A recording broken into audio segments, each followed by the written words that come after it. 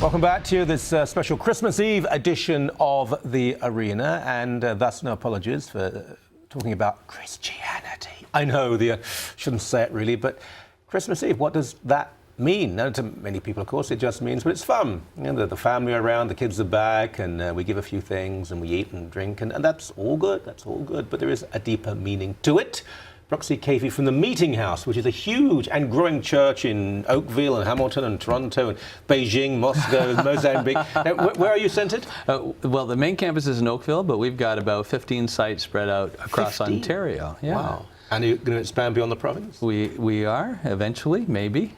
If we continue to grow, we really respond to the growth and plant that way. Yeah. And the numbers? 6,000 people spread out over those sites, a few hundred at each site. Mm.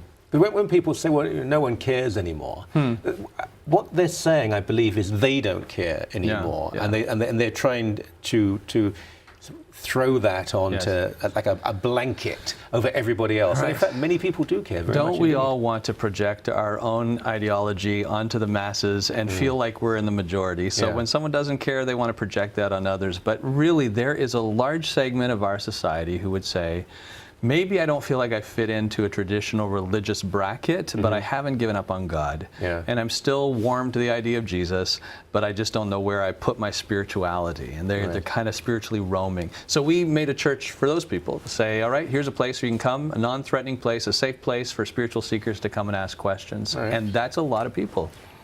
What you said in that sentence was a wonderful segue, not giving up on God, because God not giving up on us. Isn't that the quintessence of Christmas Eve and Christmas? Yeah. I've sent you so much, you know, my laws, my views, my ideas, my teachings, my love, prophets, kings, queens. You've killed half of them. You've rejected it. Finally, I'm going to send you my son. Yes. It's so true that there is this deep love story, a cosmic love story embedded in the middle of all of this that is the culminating chapter of this beautiful saga. And you're right that it comes after hundreds and thousands of years of God trying different ways to work in partnership with humanity. Yeah. The story starts with God making this one kind of creature in his own image, in his own likeness, and saying, and I want you to rule. So that idea of, I trust you guys with this planet. I trust you to be in charge. I've made you like me. I've created you so that we're compatible for relationship. It starts that way and then continues on with him wanting to work with us in this kind of beautiful partnership, not lord it over, but to say, let's co-create our future together. I've made you just like me, and I want you to take those baby steps. And we keep pushing it aside. And then, Christmas is God saying, all right, that's it. Here's my big last hurrah. I'm coming down, dealing with this personally.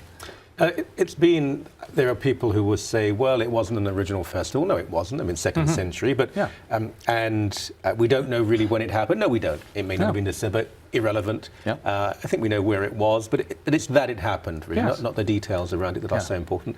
The Puritans in the 17th century in England, they pretty much abolished it. You know, it was sacrilege to celebrate the birth of Jesus. And I remember my Ladybird book of the Puritans.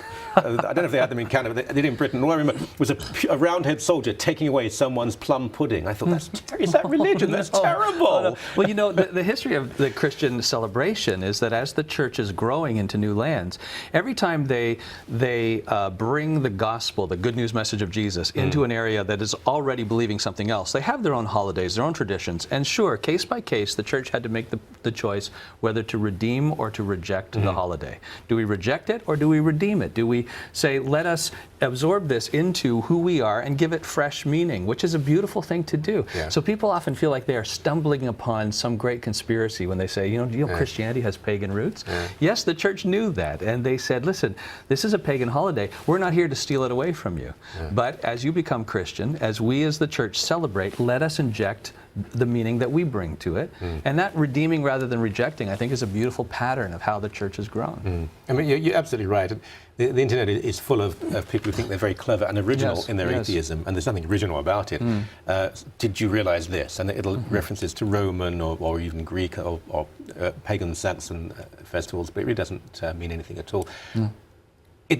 Christmas is only one manifestation of Christian belief, and it's a very lovely one, and it's a great conduit because through it we can reach secular people. There's a certain love. There's I think it was Dickens, perhaps in the introduction to the Christmas Carol, maybe I'm wrong on this, spoke about the only time when, instead of everyone feeling as competitors, we realised at Christmas that we were actually on a journey together to death, really. And we share it. And to look at people not as competitors or rivals or as enemies, but as fellow travellers. There is this interesting seasonal mythos that kind of rises to the surface where everyone opens up to the idea that under the banner of the spirit of Christmas, we should be charitable to one another, we should be friendly to one another, we should look out for those who are marginalized and on the outside and welcome them into our story and share more. And that's just a beautiful version of humanity. That's really who we should be. So I'm grateful for the holiday that at least once a year it gives us a restart to say, guys, open up your eyes to how this could, what the possibility for humanity could really be like. And of course, that grows out of the teaching and example of Jesus, who was saying, I want to model for you what human charity and love and self-sacrifice for those even who aren't ready to receive it, what that would look like.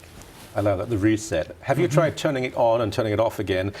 Because it doesn't mean a lot of us will fall away, we'll drop, we won't be as good as we should be, but at least at Christmas you can say, let's start again now.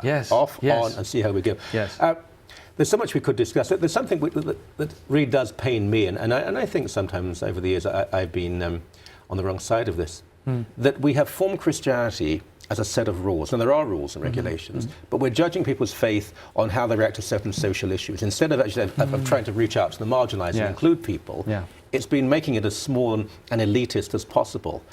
Where do you stand on that issue? You don't stand with me? Well, you can't really be a Christian. Now, that's so damaging. There's two ways of approaching unity within a group. And one is to draw a very tight line around the outside, and then you're responsible to patrol the borders and see who's in or who's out.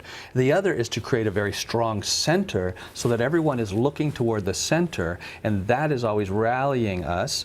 At that point, if you take that approach, though, where that ends becomes a bit more fuzzy, because you haven't drawn the line around it to say who's in and who's out, but you're saying who's looking toward the same person, the same core of this faith. That has a bit more embrace around the margins, because you're not creating unity by drawing the circle, you're having a core that you're inviting people to move closer to. And I think that's what often Christians, that's what gets us off track when we become Border Patrol specialists, rather than saying, come and investigate what I'm investigating, and we'll do this together. I think that's what, I mean, yours is an evangelical church in the broadest sense. I think that's what the Pope has been saying. That this Pope, the core of his teaching and thought is very similar to any predecessor in the papacy in the Vatican.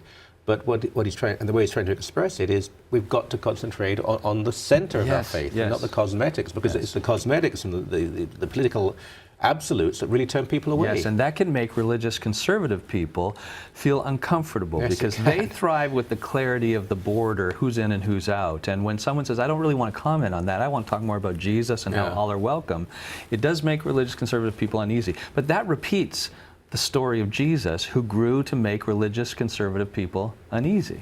And he had that dilemma within his day. They didn't know what to do with him.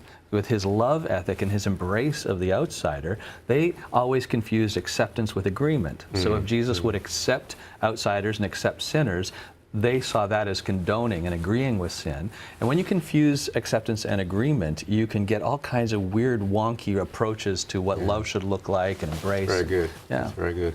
Upsetting religious conservatives, well, I'm sure neither you nor I would ever do that. Have a wonderful Christmas. It's always a pleasure. Thank you so much. Merry Christmas.